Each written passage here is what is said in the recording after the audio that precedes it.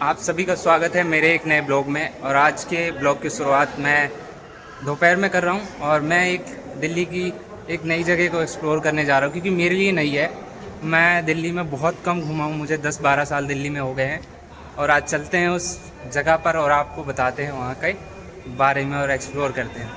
तो ये जवाहरलाल नेहरू स्टेडियम है। आप गेट नंबर 5 से जैसे ही एग्जिट होंगे और आपको वहाँ से मिलेगा रिक्शा, और वहाँ से 2 किलोमीटर के बाद फाइनली मैं अपनी लोकेशन पे आ गया हूँ और मैं आज आया हूँ हुमायूं का मकबरा।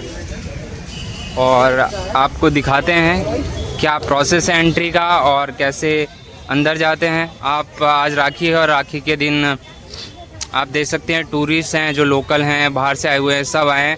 और सामने क्लॉक रूम भी है और सामने है टिकट। और टिकट कितने का है आपको बताते हैं। आप जैसे एंट्री करेंगे और साथ में ही टिकट काउंटर बना हुआ है। ये जो टिकट काउंटर है, आपको यहाँ पे टिकट 50 रुपीज़ में मिलेगी। और साथ में ही आप जैसे ही टिकट लेने के बाद आप आगे की तरफ आओगे, म्यूज़ियम मिलेगा आपको। साइड म्यूज़ियम है हेरिटेज के नाम से। और आप जैसे ही आगे जाएंगे तो आपको सामने, उसके लिए पहले आपको एक एंट्री टिकट लेनी होगी। एंट्री टिकट के बाद तो आपको एक टिकट और लेनी पड़ेगी जो कि 50 रुपीज़ की है। और उसके बाद फिर आप आगे की तरफ जाएंगे और आप जैसे ही म्यूज़ियम के अंदर एंट्री करेंगे और साथ में जस्ट आपको एक क्राफ्ट शॉप मिल जाएगी जहाँ पर हैंडमेड आइटम्स मिल जाएंगी, बुक्स मिल जाएंगी और बैग्स भी हैं यहाँ पे। मैं अंदर विज़िट किया था, यहाँ पे काफ़ी अच्छे बैग्स भी हैं और काफ़ी हैंडमेड पिक्चर्स भी हैं और पुरानी, आप यहाँ पे बाय कर सकते हो। और जैसे मैं आगे की तरफ आया और इस मकबरे का जो स्टैचू है, पूरा जो डिज़ाइन है वो यहाँ पे बना हुआ है। आप देख सकते हो कि कितना प्यारा डिज़ाइन यहाँ पे आप जब बाहर से देखोगे तो ये प्रॉपर आपको एक डिज़ाइन है जो यहाँ पे डिस्प्ले किया गया है। यही डिज़ाइन है जो मकबरे का, हुमायूं का मकबरा है, उसका डिज़ाइन है ये। आप यहाँ से छोटे व्यू में आप मेरे इस वीडियो में देख सकते हैं। और ऐसी दिल्ली में बहुत सारी चीज़ें हैं जो मैंने अभी तक एक्सप्लोर नहीं किए। तो मैं धीरे धीरे, जब से मैंने ब्लॉग स्टार्ट किया है, मैं धीरे धीरे वो सारी चीज़ें एक्सप्लोर करूँगा। और यहाँ पे जितनी भी चीज़ें हैं मैं थोड़ी थोड़ी जितनी भी हो सके मैं अपने ब्लॉग में बताऊँगा। जितने भी यहाँ पे जानकारी हैं, जितनी भी हैं, वो सारी आपको एक एक बताऊँगा। और यहाँ पर एक तलवार रखी हुई है और सामने लिखा हुआ है कि मुग़ल कोका भाई।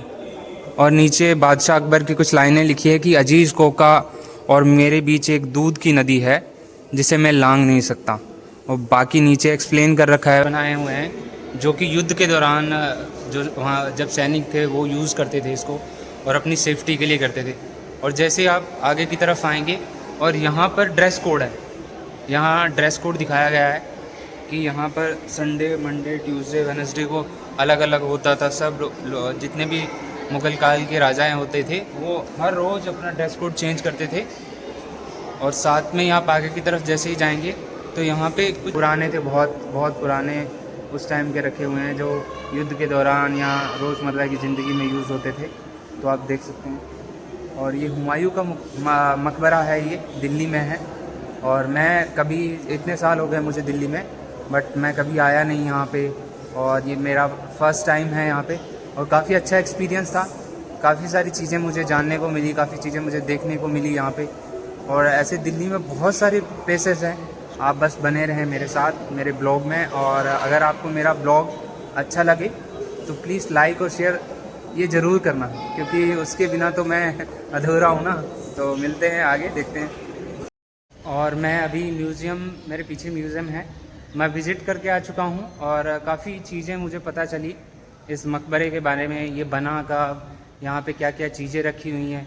तो इस म्यूज़ियम में आप जब भी हुमायूं के मकबरे में आएँ, आप ये जो म्यूज़ियम है यहाँ पे ज़रूर विज़िट करें।